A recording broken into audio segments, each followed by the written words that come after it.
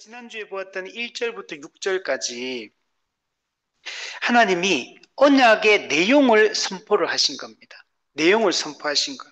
그리고 나서 이제 오늘 본문에는 이스라엘 백성들이 하나님의 언약 선포에 대해서 응답하는 내용이 담겨 있고, 또 실제로 언약 체계를 위한 이 준비, 하나님을 만날 준비를 하고 있는 내용이 오늘 본문의 내용입니다.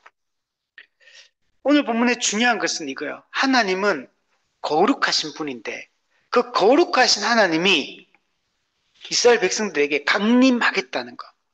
거룩하신 하나님이 백성들과 만나겠다. 그리고 언약을 맺겠다라고 말씀을 하고 있는 겁니다. 그래서 거룩하신 하나님을 만나려면 준비를 해야 됩니다. 아무나 하나님 앞에 나아갈 수가 없습니다. 거룩한 하나님을 만나려면 우리가 거룩한 존재로 준비가 되어야지만 거룩하신 하나님 앞에 나아가서 그분과 만나고 그분과 교제하고 할 수가 있게 됩니다. 그래서 오늘 본문이 정말 그런 내용들을 오늘 담고 있습니다. 자, 이 내용들을 한번 살펴볼게요. 우리 7절, 8절 말씀을 먼저 한번 보면 모세가 산에서 내려와서 우리 3절에 보면 모세가 하나님 앞에 올라가니 그랬잖아요. 7절에 모세가 또 하나님 앞 모세가 내려와서 이렇게 얘기해요. 그리고 또 14절에 보면 모세가 산에서 내려와 이렇게 했죠. 그러니까 이 본문에 사실은 많이 왔다 갔다 한 거예요. 모세가 처음에 올라갔다가 한번 내려왔고 또 오늘 본문에서 또 한번 내려왔다가 다시 또 올라갔던 거예요.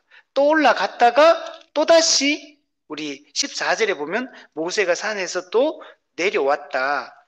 올라갔다 내려왔다 올라갔다 하면서 모세가 하나님과 이스라엘 백성 사이에서 이 중보자의 역할을 감당하고 있다라는 사실들을 우리가 볼 수가 있습니다.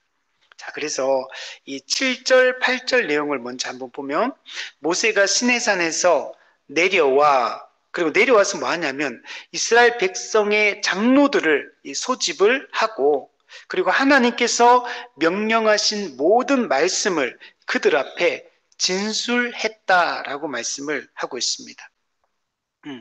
장로들은 이스라엘 백성들의 대표들이잖아요. 그 장로들을 소집하고 그리고 하나님의 말씀을 장로들에게 사실 진술을 했습니다. 근데 장로에게 진술했다는 말은 장로에게만 했다는 말입니까? 아니면 백성 전체에게 했다는 말입니까? 그죠? 백성 전체에게 하신 거. 그래서 하나님께 받은 언약의 그 내용들을 장로들을 불러서 백성 전체에게 이 말씀을 이렇게 진술했다라는 것들을 볼 수가 있습니다. 그러면 왜 이 과정을 왜 거치느냐? 언약의 내용을 장로들과 백성들에게 이렇게 알리는 이유는 뭐냐면 언약을 맺을 때는 일방적으로 맺으면 안 되잖아요. 내가 어떤 언약을 맺는지 계약의 내용도 모른 채 우리가 계약서를 쓸 수가 없잖아요. 그래서 하나님과 이스라엘 백성 사이에 이제 언약을 맺는데 그 언약의 내용을 하나님께서 그 당사자들인 백성들에게 다 알려주고 그들의 동의를 얻고 있는 것을 볼 수가 있습니다. 그죠? 근데 우리가 뭐 언약 안 맺겠다 그러면은 맺을 수가 없잖아요. 근데 이 언약을 당사자에게 충분히 그것을 알려주고 그리고 언약을 맺는 과정들을 차근차근 거쳐가는 것들을 볼 수 있습니다. 언약을 맺을 때는 필요 조건이 있어요. 그냥 막 맺는 게 아니고 언약을 맺는 그 이제 역사적 서문을 선포하는 것으로부터 시작해서 언약의 내용도 들어가야 되고 언약을 지키지 않았을 때 상벌 규정도 들어가야 되고 그리고 언약 식사도 하고 이 모든 과정들이 있어요. 이게 단계들이 있습니다. 그래서 이 모든 이 조건들을 구비시켜서 이 모든 일들을 하고 있는 것들을 알 수가 있습니다. 그래서 모세가 장로들에게 백성 전체에게 하나님이 맺으시려고 하는 이 언약의 모든 내용들을 충실하게 설명해주고 있는 것들을 볼 수가 있습니다. 그래서 이런 것들을 우리가 아는 게 되게 중요합니다.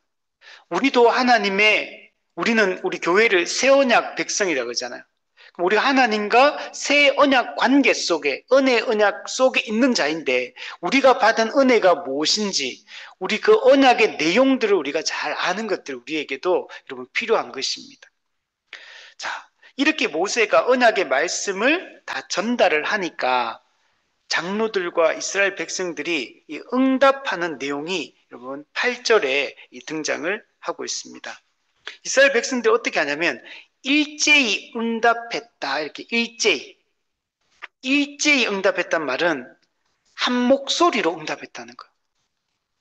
그러니까 이스라엘 백성 중에 한 명도 이걸 거부하거나 반대하거나 이런 사람이 없었고, 하나님이 내가 너희의 하나님이 되고 너희는 내 백성이 될 것이다.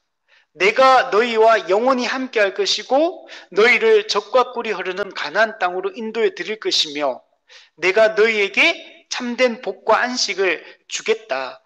너희들은 내 언약을, 내 말을 듣고 이 언약을 지키라.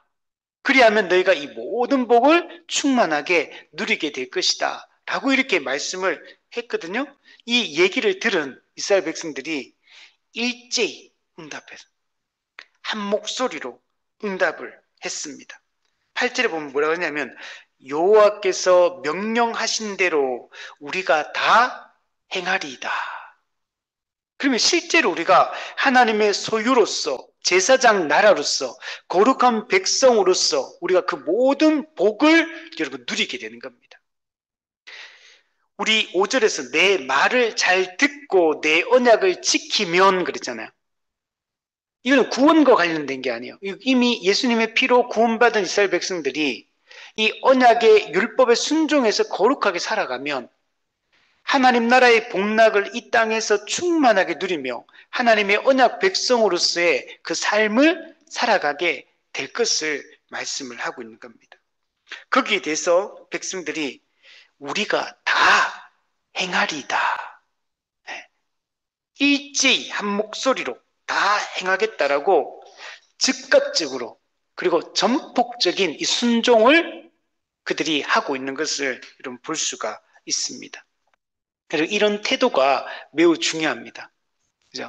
우리는 하나님의 말씀에 대해서 항상 아멘으로 받아들이고 그 말씀에 적극적으로 그리고 전폭적으로 순종하겠다는 각오를 가지고 살아야 됩니다. 이 세상 사람들은 자기가 어떤 세상의 원리에 따라서 막 살아가고 그것을 통해서 자기가 원하는 것들을 얻는 이런 방식이잖아요. 근데 우리는 이 세상 사람들이 살아가는 그 삶의 원리를 따라 살아가는 사람들이 아니고 우리는 철저히 하나님의 말씀에 순종해서 살아갈 때만 우리가 참된 복락을 누릴 수가 여러분 있게 되는 것입니다. 이스라엘 백성들은 언약에 대해서 지금 동의를 하고 있는 겁니다. 언약의 내용에 대해서 동의를 하고 있고 하나님을 우리의 하나님으로 받아들인다라고 동의하고 있어요. 그리고 우리는 하나님의 백성으로서 백성이 되겠다. 하나님을 우리의 하나님으로 받아들이고 우리는 당신의 백성이 되겠다라는 이 자발적 이 서약을 지금 하고 있는 것이 이 응답입니다. 우리 입장에서는 신약시대 사람들은 이 세례를 통해서 우리가 외적 고백을 하잖아요. 마음으로 믿고 또 입으로 시인한다 할 때 입으로 시인하는 게 공적으로 공개적으로 우리가 외적 고백을 하는 것. 하나님을 유일하신 하나님으로 모시고 우리는 당신의 말씀에 순종하여 거룩한 백성으로 살겠습니다 라는 이 서약을 하는 게 이 세례 서약인 것처럼 이스라엘 백성들이 지금 이 언약에 대해서 자발적 동의를 서약을 하고 있는 것을 볼 수가 있습니다. 자, 그럼 여기서 우리가 원리를 발견할 수 있어요. 하나님은 말씀하시고 모세는 하나님의 말씀을 전달하고 백성은 받은 그 말씀에 응답하는 이게 성도가 살아가는 방식인 거예요. 하나님은 계시의 말씀을 이미 성경을 통해 주셨죠. 이 계시의 말씀을 해석하고 가르치는 이제 우리 신약으로 따지면 목사가 이것을 가르치고 선포하고 지도하고 성도들은 그 받은 말씀 어떻게 됩니까? 응답해야 돼요. 순종하게. 다 행하겠습니다. 순종하겠습니다. 이게 하나님의 백성이 이 땅에서 여러분 살아가는 기본적인 방식이다. 그리고 우리는 하나님의 말씀을 잘 아는 게 중요하고 그 또 교회 이제 세운 영적 지도자를 세운 목사의 그 가르침을 잘 받아들이고 그 말씀에 순종하여 우리 이 땅에서 거룩하게 살아가는 것이 매우 중요합니다. 이스라엘 백성들이 이 약속을, 이 서약을 할 때 이거는 순전한 마음이 있을까요? 아니면 좀 거짓된 마음이 있을까요? 이때는 순전한 마음이에요. 자, 그러나 우리가 이스라엘 역사를 이제 쭉 구약을 이제 쭉 살펴보면 어떻습니까? 이제 곧바로 좀 있으면 출애굽기 32장에 가면 금송아지 만들거든요. 어. 그러니까 이 서약이 이스라엘 역사를 살펴보면 이들의 이 서약이 얼마나 이게 그것들 보면 좀 쉽게 깨지는지를 이 뒷부분을 보면 잘 알 수가 있습니다. 이스라엘 백성들은 사실 이걸 깊이 생각을 했어야 돼요. 물론 지금은 잘 순수하게 받아들이는 게 맞아. 그러나 이것을 마음에 깊이 새겨야 되거든요. 진짜 깊이 새기고 그 하나님을 의지하고 그 말씀에 진짜 순종하며 살아야 되거든요. 즉 하나님의 말씀을 깊이 받아들여야 돼요. 그냥 듣고 그냥 건성건성 이렇게 대답하는 걸로는 안 된다는 거예요. 우리의 단순히 인간의 이런 나약한 의지 가지고는 하나님의 거룩의 요구를 우리는 완수할 수가 없는 것입니다. 칼빈이 이런 얘기를 했습니다. 이스라엘 백성들의 이러한 경솔한 약속은 물론 지금 이 당시에는 순전하게 순수한 마음으로 했는 게 맞아. 근데 그의 그 결과들을 살펴보면 이게 경솔한 그냥 약속이었다라는 것도 알 수 있다는 거예요. 그래서 경솔한 약속은 그들의 과신을 드러낸다. 그들은 자신의 연약함을 알지 못했고 율법의 완전함을 이해하지 못했다. 그들은 자신의 힘으로 하나님의 요구를 충족시킬 수 있다고 생각했지만 곧 그들의 무능함이 드러날 것이다. 이렇게 칼빈이 이야기를 했습니다. 그러니까 우리는 하나님의 말씀을 받았을 때 그 말씀을 깊이 묵상하고 깊이 생각을 해야 돼요. 우리가 매주 이렇게 설교를 듣고 우리가 또 매일 DBS를 하고 이렇게 할 때 말씀을 깊이 생각을 해야 돼요. 그냥 가볍게 받아 넘기고 그냥 들릴 때 그냥 듣고 그냥 가볍게 그냥 경솔하게 받아 넘겨버리면 실제로 우리 삶 속에서 하나님을 정말 의지하고 그 언약 관계 속에서 살아가는 진정한 그리스도인의 삶의 태도는 나오지 않게 됩니다. 그냥 앞에서는 아멘 그냥 하고 받아들이고 들었어. 근데 마음에 그 말씀을 깊이 마음에 새겨서 계속 생각하며 살아가야 되죠. 실제 삶 속에서 생각하며 살아가야 되는데 그 말씀을 실제로는 그냥 듣고 흘려버리는 거지. 그냥. 아, 좋네. 그리고 쑥 흘러내가는 거죠. 그렇게 우리가 말씀을 들으면 안 된다는. 한 말씀 한 말씀을 들을 때 마음에 새기고 그걸 실천하기 위해서 순종하기 위해서 애를 쓸 때 실제로 이것이 우리의 삶에 영향을 미치고 우리의 태도와 인생의 방향을 여러분 결정을 하게 되는 겁니다. 자, 모세는 이 하나님과 이스라엘 백성 사이에서 산에서 산을 오르내리며 이 중보자의 역할을 감당하는 것들을 볼 수 있습니다. 그래서 모세의 이 중보 사역이 얼마나 하나님과 이스라엘 백성들을 관계를 이 견고하게 세워가는가를 알 수가 있어요. 백성들이 이후에도 보면 출애굽기 계속 쭉 뒷부분을 가보면 이스라엘 백성들이 문제를 많이 일으킵니다. 말씀을 마음에 깊이 안 새기니까 너무 늘 촐랑촐랑대고 가벼워요. 늘. 그러니까 늘 이렇게 말씀을 안 가지고 마음에 깊이 담지 않으니까 문제를 계속 일으켜요. 그때마다 모세가 하나님 앞에서 또 중보기도를 합니다. 하나님께서 이스라엘 출애굽기 32장에서도 금송의 사건 때 하나님이 내가 이제부터 이들과 함께 가지 않겠다는 선언합니다. 함께 동행하지 않겠다 이렇게 말하거든요. 근데 모세가 또 중보기도 하고 그래서 하나님이 다시 함께 하시게 되고 이런 과정들이 많이 등장합니다. 그래서 이 모세의 이 중보자로서의 역할은 장차 우리를 정말 이 우리의 죄 문제를 해결하실 예수 그리스도의 완전한 중보 사역의 그 예표이며 그림자 역할을 하고 있다는 것을 볼 수가 있습니다. 모세의 이 중보는 불완전한 이 중보입니다. 모세는 말씀을 전달할 수는 있어요. 그런데 죄를 대속할 수는 여러분 없습니다. 오직 예수 그리스도만이 참된 이 중보자이십니다. 그래서 이 이스라엘 백성들 보면 참된 백성도 아니고 모세도 참된 중보자는 아닌 것. 그래서 참된 백성이 탄생해야 되고 참된 중보자가 나타나야 됩니다. 그게 신약의 교회이며 또한 예수 그리스도이십니다. 그때 우리에게 진정한 우리에게 안식과 이 복이 주어지게 여러분 되는 것입니다. 우리 9절에 보면 하나님께서 모세에게 자신이 이 시내산에 강림하는 목적이 무엇인지를 여러분 알려주고 있습니다. 하나님은 먼저 자신의 임재 방식을 미리 알려주십니다. 하나님 어떻게 이스라엘 백성 가운데 임하냐면 빽빽한 구름 가운데 임재하시겠다라고 말씀하십니다. 빽빽한 구름. 구름은 하나님의 임재의 상징이고 하나님의 영광, 신적 영광을 보여주는 게 이 구름이거든요. 근데 하나님이 어떤 구름이냐면 빽빽한 구름 가운데 임재하시겠다라고 이렇게 말씀을 하고 있는 겁니다.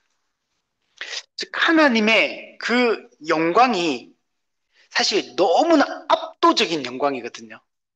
근데 거룩하지 않은 죄인은 거룩하신 하나님, 그 하나님의 압도적인 영광, 그 밝게 빛나는 그 영광 앞에 서면 죄인은 죽게 됩니다. 죄인은 하나님의 그 압도적인 영광을 직접 볼 수가 없습니다. 그래서 하나님이 이 빽빽한 구름 가운데 임재하심으로 인간의 그 연약함을 이런 배려를 해주고 있는 것입니다. 하나님은 이 빽빽한 구름 가운데 임재하는 목적을 또 설명해 주는데 먼저 하나님이 모세와 말씀하시는 것을 이스라엘 백성들이 듣게 하려고 듣게. 시내산에 백성들은 못 올라가잖아요. 모세만 시내산 꼭대기로 올라가거든요. 백성들은 그냥 오직 하나님이 임재하시는 그 현상만 보게 돼요. 하나님의 그 현현의 그 특징들, 빽빽한 구름 가운데, 화염 가운데, 번개 가운데 이렇게 임재하시는 그 모습만 이제 보게 되고 백성들은 산 밑에서 모세는 그 산 위에서 하나님을 직접 만나거든요. 그래서 모세의 권위를 높여주시는 것들을 볼 수가 있어요. 모세와 하나님이 말씀하신다는 걸 이스라엘 백성들이 듣게 하고 그리고 하나님이 모세를 하나님이 보내신 이 중보자임을 하나님이 세운 그런 지도자임을 백성들이 영영이 믿게 하기 위해서 그래서 하나님이 빽빽한 구름 가운데 모세를 산으로 불러서 그에게 임재하셔서 말씀하시는 것을 여러분 볼 수가 여러분 있습니다. 여러분 이런 과정이 필요한 이유가 이후에 보면 모세의 권위에 대적하는 자들이 계속 일어납니다. 하나님이 모세를 세워서 하나님의 백성을 가나안 땅으로 인도하는 이 중요한 중보자 역할을 맡기셨는데 백성들이 그것을 자꾸 거부하고 받아들이지 않는 이런 모습들이 있었어요. 사실 우리가 이 사건 이전에도 출애굽 12장에서 출애굽하고 나서 그 이후에 보면 모세의 권위 백성들이 막 이게 도전하고 뭐 원망하고 불평하고 이런 모습들이 있었잖아요. 근데 이거는 그냥 원망 불평 수준이었다면 그 이후에 나타난 건 직접적으로 모세의 권위에 도전합니다. 아론이 도전하고 또 그 누나 미리암이 도전하고 또 고라와 다단과 아비람 또 그 250명의 그 사람들 그 다 지도자들이거든요. 백성의 지도자들이 모세에게 아주 공개적으로 그리고 조직적으로 이렇게 모세의 권위에 도전하는 것들을 볼 수가 있습니다.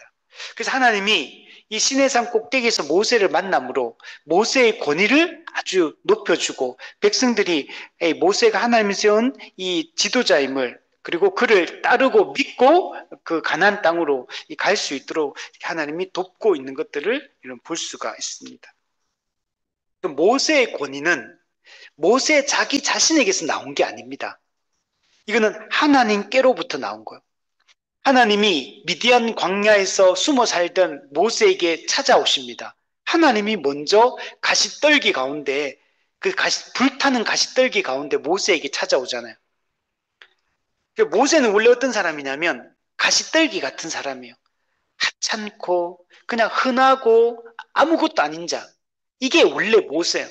근데 하나님의 주권적인 뜻 가운데 하나님은 가시떨기 같은 자, 아주 연약하고 아주 실패자고 그냥 주눅 들어있고 이런 사람을 하나님이 불러서 하나님의 일꾼으로 지금 사용하고 있는 것들을 볼 수가 있습니다.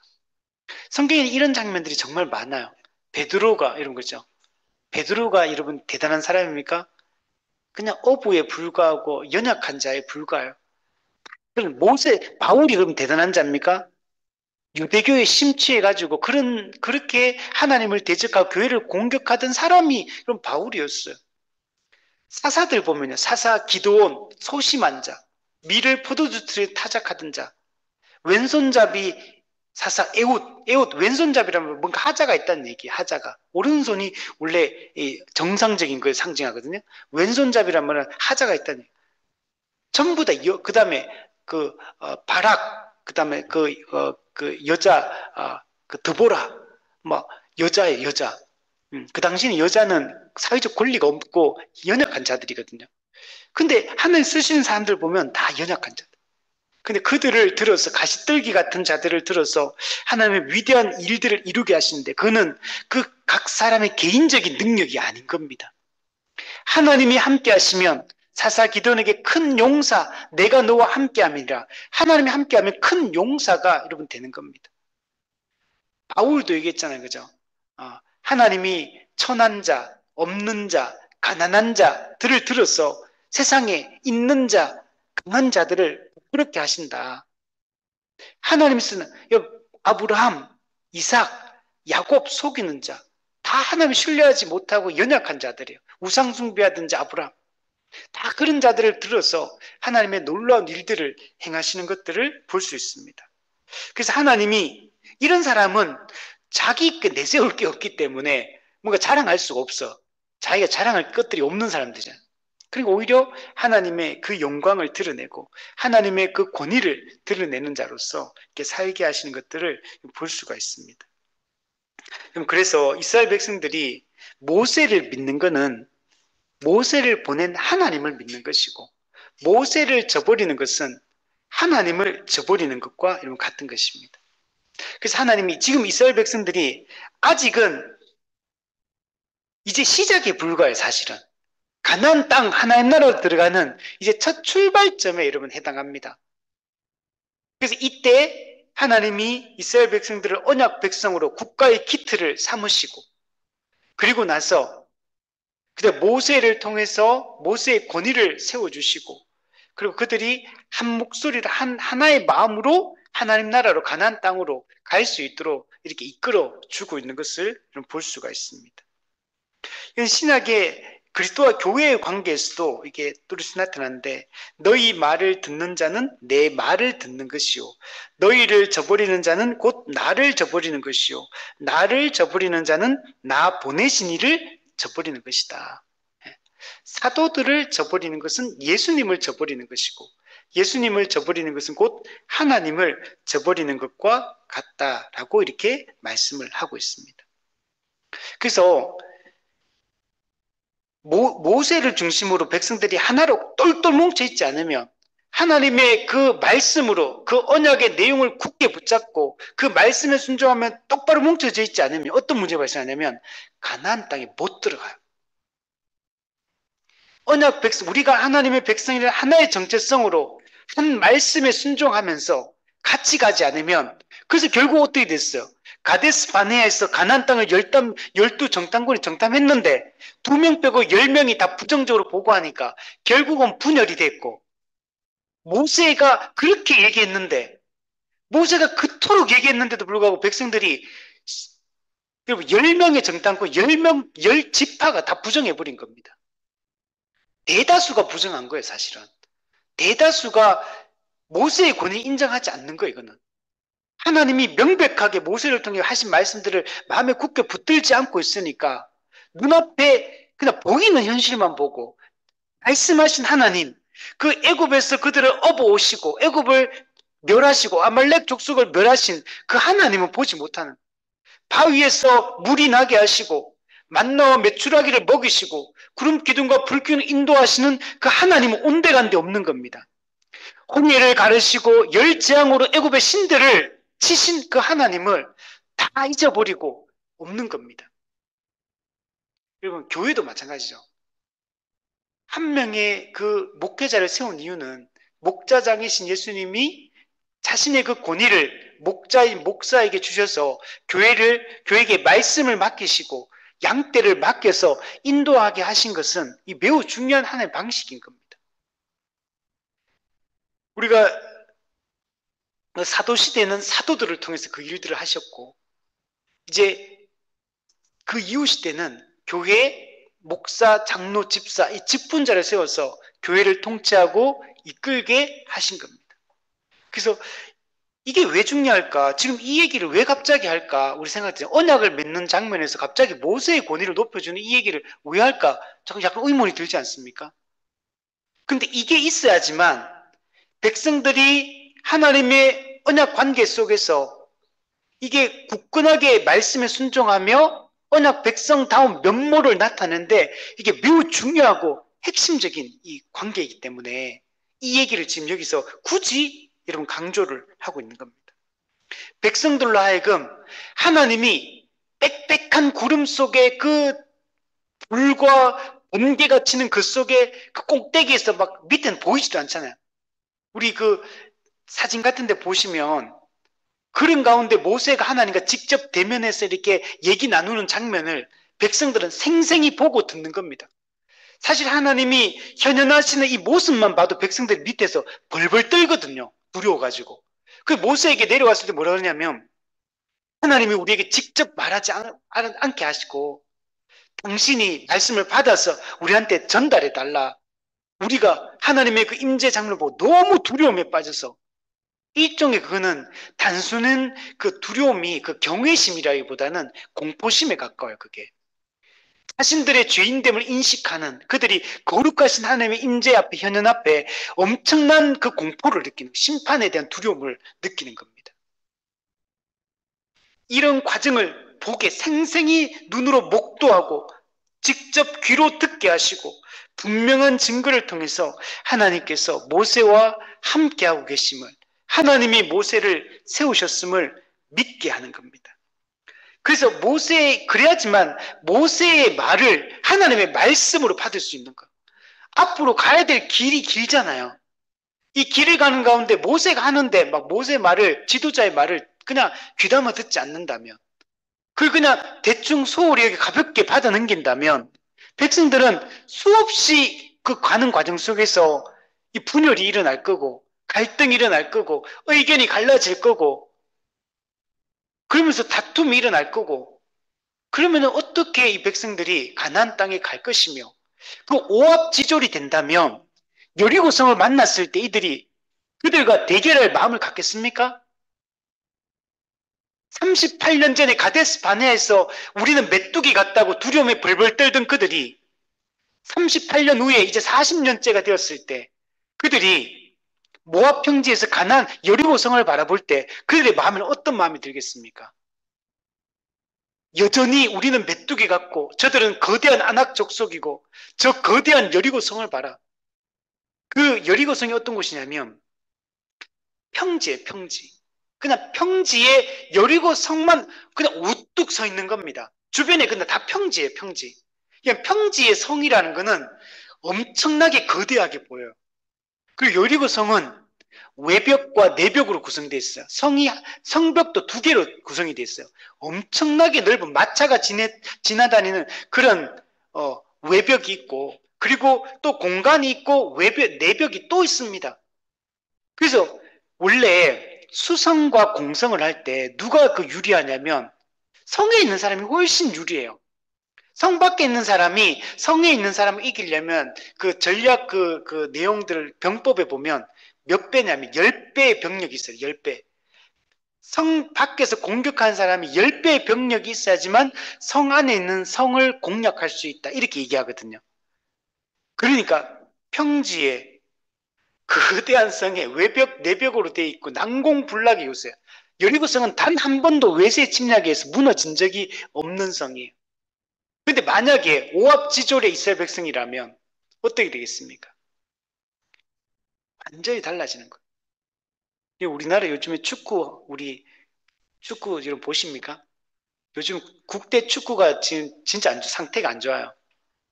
축구 협회가 문제가 엄청 많고, 축구 또 감독이 엄청 문제가 많고, 그러니까 너무 이렇게 최고로 좋은 선수들인데 역대 최고 선수들이거든, 지금.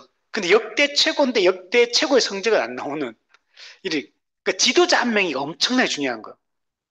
지도자 한 명이 잘 들어오면 팀의 분위기가 달라지고 선수들의 역량을 120% 발휘하게 만드는데 그 감독 이상하면 선수들의 그 역량을 50% 40%밖에 발휘하지 못해 끌어내지를 못하는 거. 마찬가지로 이스라엘 백성들이 가나안 땅 정복이라는 이 거대한 사명을 가지고 있잖아요.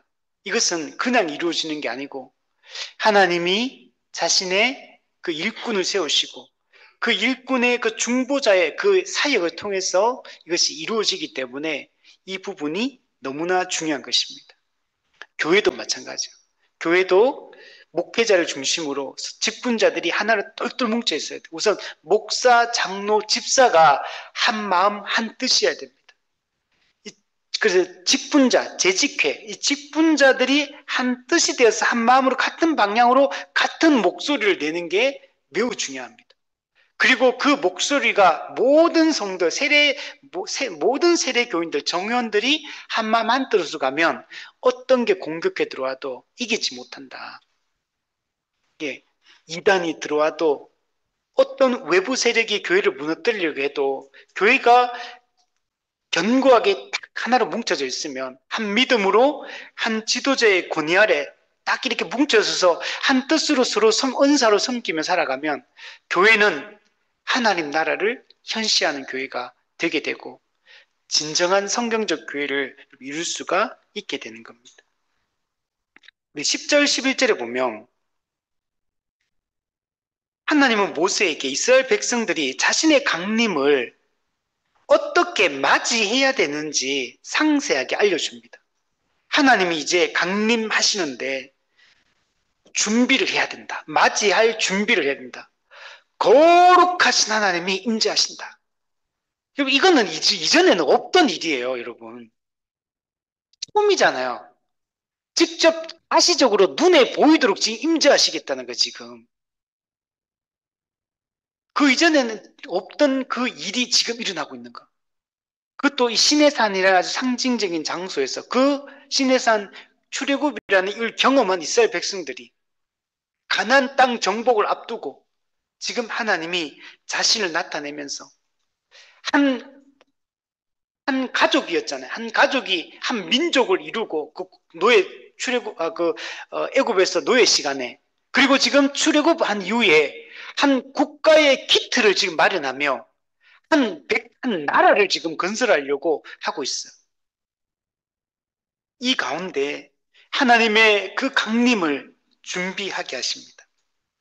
오늘과 내일 백성들을 성결하게 하고 오늘과 내일 그 이틀이죠. 이틀 동안 백성을 성결하게 하고 그리고 백성들을 성결하는 게 구체적으로 뭐 어떻게 하는 거냐 그걸 한마디로 백성들의 옷을 빨게 하라 이렇게 명령을 하고 있습니다. 백성을 성결하게 해라. 내적으로도 외적으로도 거룩하신 하나님을 맞이할 준비를 하라고 명령을 하고 있습니다. 우리가 하나님, 거룩하신 하나님 만나는 게 준비되지 않은 상태에서 만나면 안 됩니다. 우리가 하나님 앞에 그분을 맞이하고 그분과 함께 할 수 있는 이런 준비를 해서 여러분 만나야 되는 겁니다. 옷을 빤다, 이거는 뭐냐면 실제로는 옷 빤다고 뭐 진짜 깨끗해지겠습니까? 그죠? 이건 옷을 빠는 거는 상징적 행위인 거예요, 이거는. 이건 외적인 표현인데 사실은 내적으로 마음을 준비하는 것을 행동으로는 옷을 빠는 것으로 이 표현하고 있는 겁니다.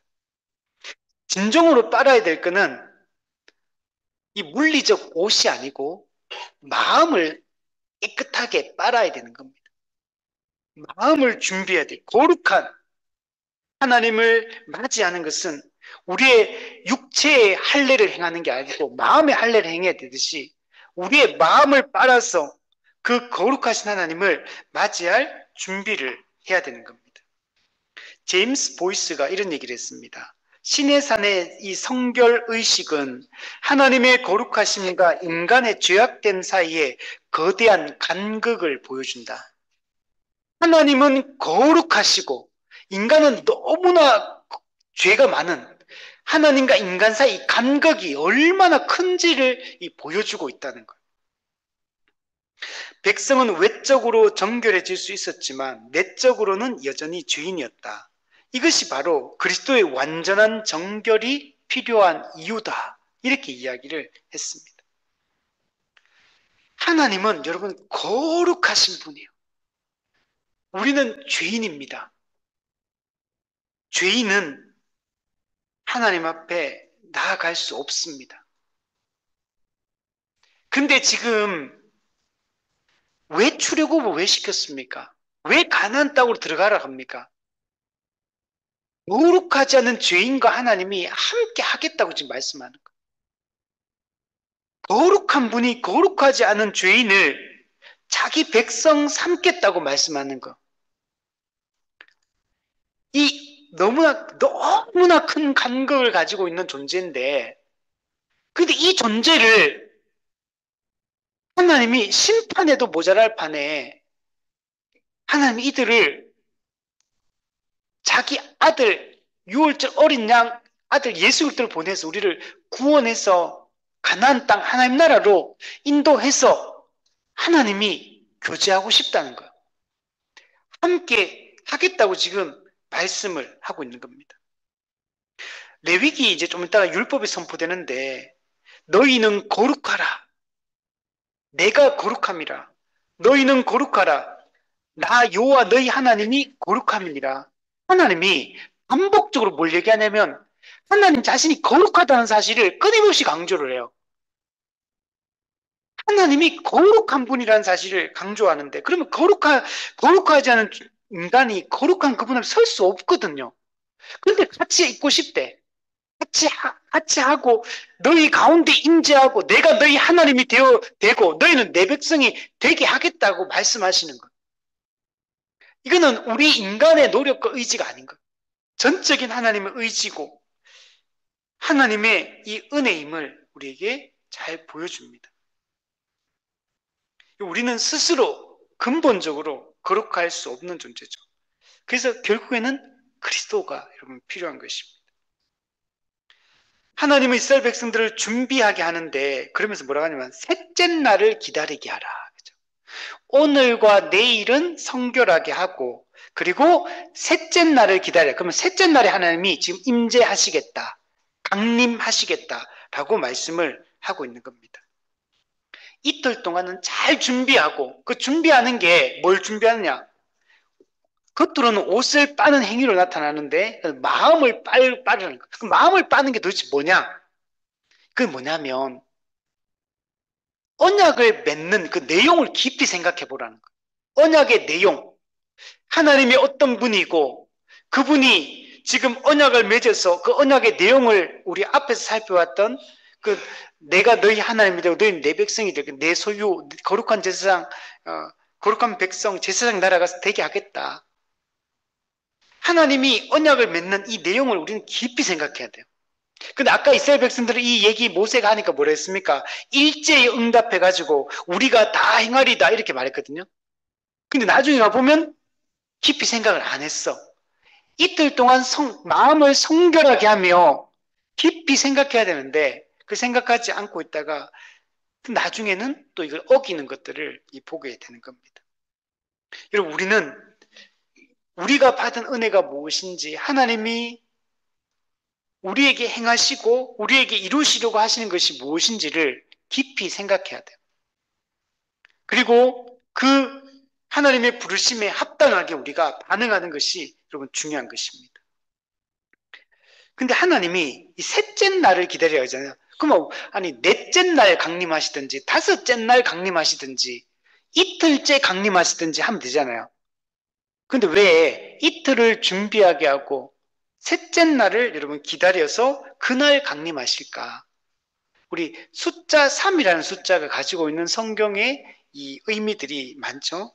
성경에 보면 숫자 3과 관련된 내용들이 많이 등장하는데, 근데 가장 중요한 건 뭐냐면 예수 그리스도께서 죽으시고 사흘 만에 부활하신 것과 이 사건이 밀접하게 연관이 되어 있습니다. 그래서 하나님께서 학자들은 이 시내산에서 셋째 날에 하나님이 강림하시는 것은 예수 그리스도의 부활을 예표하고 있다. 이렇게 말씀을 하고 있습니다. 왜 예수 그리스도가 셋째 날에 부활하심으로 말미암아 우리가 정말 하나님과의 관계가 회복되고 그 복음의 은혜를 우리가 누리고 그분의 언약 백성으로서 우리가 살게 되기 때문에 이 부활이 중요하거든요. 십자가 죽음을 통해 구속을 성취하셨다는 사실을 이 부활이 확증하고 있잖아요. 그래서 이 부활이 없었다면 모든 것이 성경은 예수님의 모든 행위는 다 부질없는 게 돼버리죠. 그래서 고린도전서 15장의 부활장에 보면 이 부활의 중요성을 강조합니다. 부활이 없었다면, 죽은 자의 부활이 없다면 우리의 믿음도 헛것이요 우리가 전하는 것도 헛것이요 그리스도도 다시 살아나지 못하였으리라. 그러나 부활이 있기 때문에 모든 것이 가능해지게 된 겁니다. 그래서 이 부활을 통해 우리가 하나님의 그 진정한 임재 속에 들어가게 되고 했기 때문에 그래서 이 셋째 날을 기다리겠다라고 이렇게 해석을 합니다. 하나님은 셋째 날에 그 온 백성의 목전에서 시내산에 강림할 것이라고 이런 말씀을 하고 있습니다.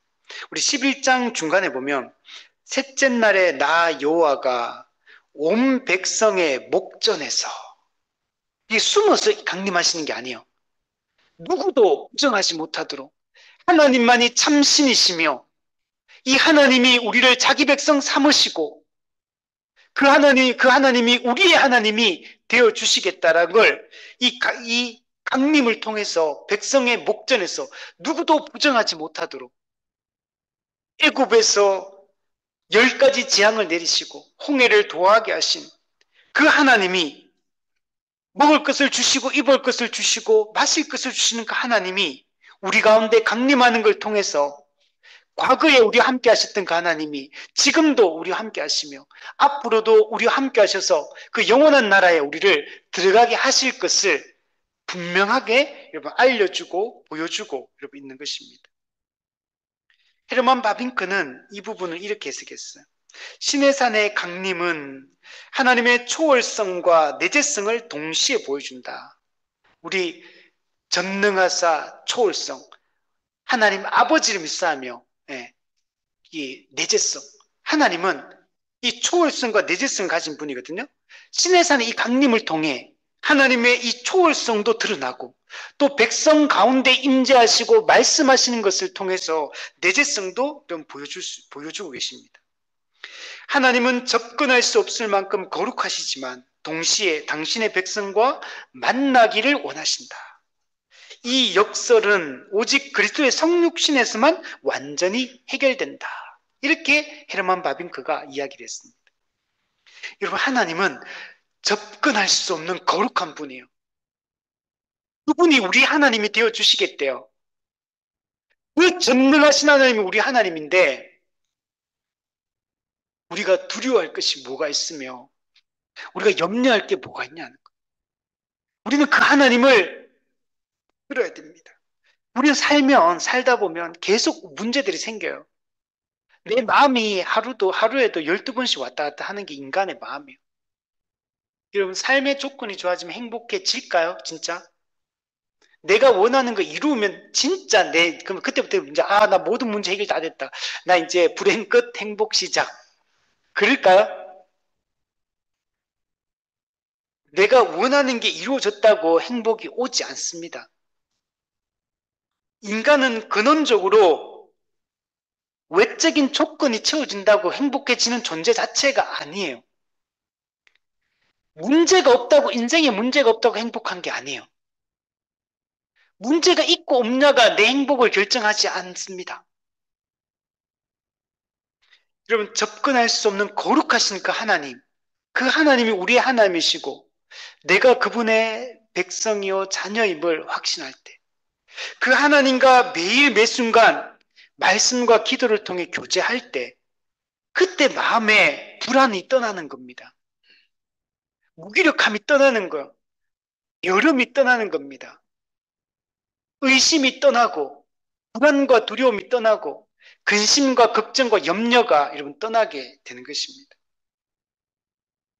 내가 막 발부둥치면서 이 땅에서 뭔가를 이루려고 한다고 해서 그걸 이뤘다고 해서 행복이 찾아오지 않는다는 사실을 기억해야 돼요. 그는 잠시입니다. 우리 옛날에 그 예화 중에 이런 거 재밌는 예화가 많았죠.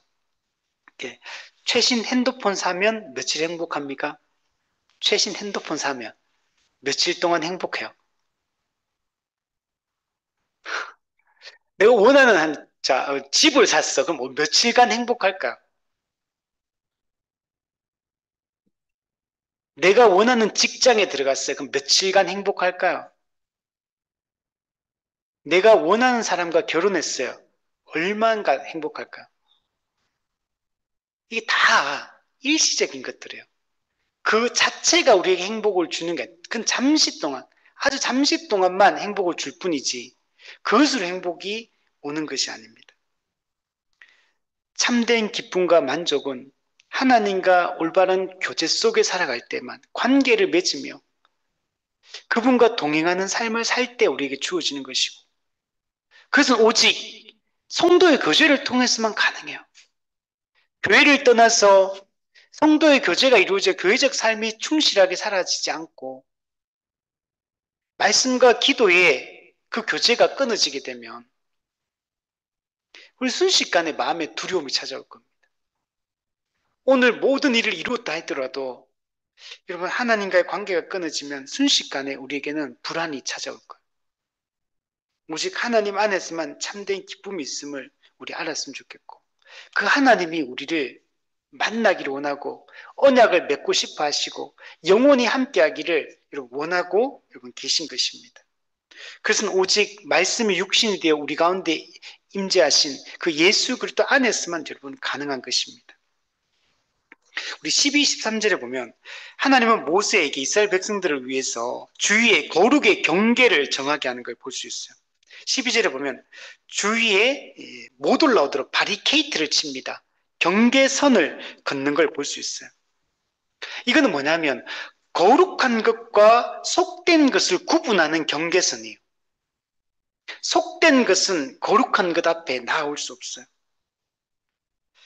그래서 산에 오르거나 이 경계선을 넘어 산에 오르거나 경계를 침범하는 자는 반드시 죽이라고 하나님 말씀합니다.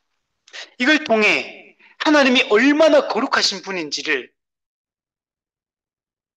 거룩하지 않은 것은 거룩을 침범할 수 없음을, 거룩하지 않은 것은 거룩한 하나님 앞에 임재 앞에 나아갈 수 없음을 명백하게 보여줍니다. 하나님의 거룩하심이 무서운 거예요. 하나님의 이 거룩하심 때문에 여러분 심판이 이루어지는 겁니다.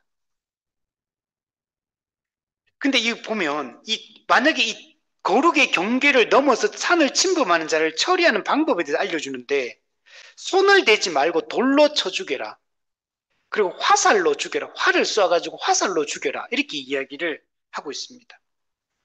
왜 손을 대면 안 될까? 돌로 쳐 죽이라, 화살로 쏴서 죽여라. 이거는 뭐냐? 핵심은 손을 대지 말라. 여기 핵심이거든요. 손 대지 않고 죽이는 방법이에요, 이게 그 당시에. 손을 대면 왜 문제가 되냐면 무정해지기 때문에 그래요. 죄인과 접촉하면 이 하나님의 이 법을 어기고 타락한 이 죄를 지은 이 사람을 만지게 되면 부정해지기 때문에 안 되는 겁니다. 그래서 레위기에 나중에 가보면 이게 접촉을 통해서 이 부정해지는, 그래서 하나님 앞에 나올 수 없는 상태. 그래서 이걸 다시 정하게 하는 이 의식들이, 정결 의식들이 필요한 것입니다. 이 모든 것들이 다 뭘 보여주냐면 하나님이 얼마나 거룩한 분이고 거룩하지 않은 존재는 하나님 앞에 절대로 설 수 없고 하나님이 침범하는 순간 죽게 된다는 사실을 여러분 보여주는 겁니다. 이거는 사람만 그런 게 아니에요. 짐승도 그렇습니다. 사람을 막론하고 짐승들조차도 거룩을 침범할 수 없는 그런 아주 절대적 명령임을 보여줍니다. 여기에 대해 찰스 스펄전이 신의 산의 경계는 우리에게 죄의 치명상을 가르친다. 죄가 얼마나 치명적인지를 보여줘요. 죄가 있으면 죽어요. 치명상을 입게 됩니다. 하나님은 거룩하시며 죄는 하나님의 임재 앞에 설 수 없다. 만약 그리스도께서 그 경계를 허무시지 않으셨다면 우리 모두는 하나님과 멀리 떨어져 있어야만 했다. 우리 에베소서 보면 멀리 있던 자를 가까이 오게 하시잖아요. 오직 예수 그리스도만이 이 거룩함과 이 속됨의 이 경계선, 이 구분선을 무너뜨릴 수 있는 유일한 분이에요. 우리의 힘으로는 거룩하신 하나님 앞에 나아갈 수 없어요. 오직 그리스도 때문에 우리는 이 경계선을 무너뜨리신 그리스도 때문에 하나님께 담대하게 나아갈 수 있게 된 겁니다. 예수의 피를 힘입어 성소에 지성소에 들어갈 담력을 얻었으니 그 길은 우리를 위하여 휘장 가운데 열어놓으신 새로운 살 길이요 휘장은 곧 그의 육체라. 살 길이 열린 거. 여러분 하나님 앞에 나아가지 않는다는 다 죽어요. 하나님 앞에 나아가는 사람만 살 길이 열리게 됩니다. 그는 나중에 육체적 죽음 이후에 우리 천국 지옥 가냐 그 문제이기도 하지만 지금 이 땅에서도 마찬가지예요. 지금 이 현세에서도 사느냐 죽느냐는 여기에 달려있는 거예요. 여러분 지금 내 인생은 살아있는 것 같아요? 아니면 죽은 것 같아요? 지금 오늘 우리는 이 현세 속에서도 살아있는 삶을 살아야 돼요. 어떤 사람은 그 삶이 지옥 같을 수 있잖아. 삶이 내 인생이 지금 죽은 인생 같고 우리 이제는 이번 생은 망했다 뭐 이런 말 쓰잖아요. 이번 생은 망한 것처럼 느껴지십니까? 아니 이번 생은 물론 없습니다. 이번 생밖에 없습니다. 어떤 사람은 교회를 다녀도 그냥 살아있는 생명을 가지고 사는 사람이 있고 꺼져가는 심지처럼 죽은 것처럼 인생이 불행하고 행복하지 않으며 그냥 망한 것 같고 이런 느낌일 수도 있는 겁니다. 오직 은혜의 보좌 앞에 나아갈 때만 우리는 거기서 탈출할 수 있습니다. 내 힘으로는 내 의지로는 내가 뭔가를 이룬다고 해서 그게 탈출되는 게 아니에요. 오직 하나님 앞으로 나아가면 우리가 이 모든 문제로부터 해결되게 되는 겁니다. 여러분 하나님은 13절에 보면 나팔을 길게 불거든 이스라엘 백성들은 산 앞에 이를 것이니라. 백성들이 장막에 있다가 나팔이 길게 불면 산 앞으로 경계선 앞까지 와야 돼요. 그래서 하나님의 임재를 준비해야 돼요. 강림을 준비해야 됩니다. 이스라엘 백성들이 산 앞에 접근할 수 있는 유일한 때예요. 이때 말고는 산으로 못 옵니다. 이때만 올 수 있습니다. 여러분 인간의 거룩하신 하나님 앞에 나오는 것은 인간의 선택이 아니에요. 하나님이 허락이 없이는 하나님의 주권적인 뜻 안에서만 우리는 하나님 앞으로 나오는 게 가능한 것입니다. 그래서 존 오웬은 신의 산의 나팔 소리는 복음의 선포를 예표한다. 우리가 왜요? 나팔 소리가 들리면 하나님 앞으로 나올 수 있잖아요. 물론 경계까지밖에 못 오지만 하나님 앞에 나올 수 있어요. 오직 하나님이 길게 나팔을 불 때만 하나님을 만날 수가 있는 겁니다.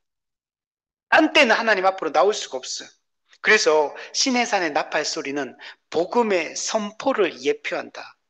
율법 아래서는 나팔 소리가 공포로 일으켰지만 은혜 아래서는 나팔 소리가 기쁜 소식을 전한다. 복음을 전한다. 이렇게 이야기를 하는 것입니다. 14, 15절에 보면 이스라엘 백성들은 모세의 명령에 순종해서 자신을 성결하게 하는 내용을 기록하고 있습니다. 모세는 시내산에서 내려옵니다. 그리고 내려오자마자 즉시 하나님의 명령을 전하고 백성들은 거기에 순종하고 응답을 해서 그들이 자기 옷을 빨아서 자기를 성결하게 하는 것을 볼 수가 있습니다. 거룩하신 하나님을 만날 영적 준비를 하고 있는 겁니다. 근데 15절에 보면 여인을 또 가까이 하지 말라 이렇게 얘기합니다. 여인을 가까이 하는 것은 이 성적인 관계를 맺는 걸 이야기합니다. 하나님은 하나님을 만나기 전에 이 일시적으로 이 성적인 관계를 금지하고 있는 걸 볼 수 있어요. 구약의 이 정결법에 보면 성적인 관계는 그 자체로는 죄가 아닙니다. 그죠? 이게 합법적인 부부 안에서 이루어지는 성적인 관계는 하나님이 주신 아름다운 선물이에요. 그러나 그런 때조차도 부부 관계에서조차도 일시적으로 이 성적인 관계를 맺을 때 의식적 부정함을 초래하게 됩니다. 레위기 15장에 보면 남녀가 동침하여 설정하였거든 둘 다 물로 몸을 씻을 것이며 저녁까지 부정하리라. 이 자체가 죄는 아니지만 의식적 부정함이 있어요. 그래서 이 부정한 상태이기 때문에 이 부정한 상태로 하나님 앞에 나올 수 없다라는 얘기를 하고 있는 겁니다. 그래서 일시적으로 이 관계를 금지를 하고 있는 걸 볼 수 있습니다. 우리 이것을 통해서 하나님이 얼마나 거룩하신 분인지를 보여주고 있고 그 거룩하신 하나님의 임재 앞에 나오기 위해서는 조금의 부정함도 용납되지 않는다는 사실. 이거는 합법적인 부부 사이에서 이루어지는 죄가 아니에요. 이건 사실은. 그럼에도 불구하고 합법적인 거고 죄도 아니에요. 성관계 자체가 이 부부 사이에. 근데 이름에도 불구하고 거룩하신 하나님을 만나기 위해서 산 아래 이제 산 앞으로 나오는 이 장면에서는 이것조차도 용납이 안 되는 겁니다. 조금의 의식적 부정함조차도 하나님 앞에 용납이 되지 않을 만큼 하나님은 거룩하신 분이고 하나님을 만나기 놓을 때는 내가 거룩하니 너희도 거룩하라. 우리가 온전한 거룩함으로 하나님 앞에 나오도록 하고 있는 것을 볼 수가 있습니다. 우리 정리하면 하나님은 거룩하시고 우리는 죄인입니다. 죄인은 거룩하신 하나님 앞에 나아갈 수 없습니다. 하나님이 지정하신 경계 그 아래에만 우리가 있어야 됩니다. 근데 예수 그리스도께서 이 경계를 허물어뜨리셨기 때문에 우리는 이제 거룩하신 하나님 앞에 나아갈 수 있게 됩니다. 오늘 본문이 끊임없이 강조하는 것은 성결함이 없으면 하나님 앞에 나아갈 수 없다. 이게 핵심이거든요. 근데 그 성결함을 우리 신약시대 성도들은 이미 다 가지고 있는 자가 여러분 된 겁니다. 구약의 의식들은 한계가 있어요. 옷을 빨고 금욕 생활을 한다고 해서 근본적으로 거룩해지는 게 아니에요. 외적인 정결일 뿐이고 그거는 내적인 진정한 변화는 아닙니다. 근데 우리는 예수 그리스도를 통해서 우리는 이 모든 구약의 정결 의식이 요구하는 모든 것들이 다 성취되었기 때문에 이제는 우리가 이 외적인 이 정결법은 다 지나갔고 예수님 안에서 이제는 우리가 담대히 그리스도의 그 의를 덧입어서 그 의를 전가받아서 우리는 하나님 앞에 담대히 나아갈 수 있는 자가 되게 된 겁니다. 그래서 로버트 레이먼드가 이런 얘기를 했습니다. 옷을 빠는 것은 칭의를, 금욕은 성화를 예표한다. 그러나 둘 다 인간의 노력으로는 불가능하다. 오직 그리스도의 의가 우리에게 전가될 때 우리는 하나님 앞에 설 수 있다. 그리스도께서 이 모든 문제를 해결하셨기 때문에 우리는 이제 담대히 은혜의 보좌 앞에 나아가서 하나님 앞에 설 수 있는 자가 되었습니다. 그러므로 우리는 이제 하나님 앞에 담대히 날마다 나아가서 하나님 우리 만나기 원하시고 하나님과 교제하기 원하시잖아요. 달마다 이제 신약 성도들은 하나님을 만나고 하나님과 교제하며 이 땅을 살아가는 것이 중요합니다. 이렇게 우리가 살아갈 때 정말 그 우리를 통해 하나님의 그 영광이 드러나게 되고 하나님의 나라가 현시되게 되는 것입니다. 우리가 누구인가를 깊이 생각하고 우리를 거룩하신 하나님 앞에 서게 하신 그 은혜에 늘 감사하며 우리 살아갔으면 좋겠고, 그래서 우리는 확신을 가지고 살 수 있는 자예요. 우리는 이미 거룩한 자임을 확신하고 이미 승리한 자여 구원받은 자임을 확신하며 살아갔으면 좋겠어요. 근데 실제 우리의 삶의 현장에서 우리는 좌절하고 있다면, 원망하고 있다면, 그 속에서 기쁘지 않다면, 그럼 우리는 우리의 신분과 존재됨을 다 잊고 사는 게 되는 거죠. 우리가 이것을 잊지 않기 위해서 여러분 교회가 필요하고 교제가 필요하고 말씀과 기도가 필요하고 예배가 이런 필요한 겁니다. 만약 내 일주일 동안에 내 마음의 흐름이 어떻게 흘러가고 있는지를 내가 어떤지를 잘 살펴보고 내가 만약에 내 삶의 이 삶의 내용이 좋지 않다면 은혜를 붙잡아야 돼요. 더 하나님께 집중해서 하나님께 나아가서 은혜를 사모하고 다시 마음을 돌이키고 그 작업을 통해서 우리의 마음이 일상의 삶이 작은 문제들 때문에 요동함은 있겠지만 은혜 가운데 확신과 담대함과 기쁨 가운데 살아갈 수 있는 실제로 하나님 나라를 누리며 살아갈 수 있는 이런 우리가 되었으면 좋겠습니다.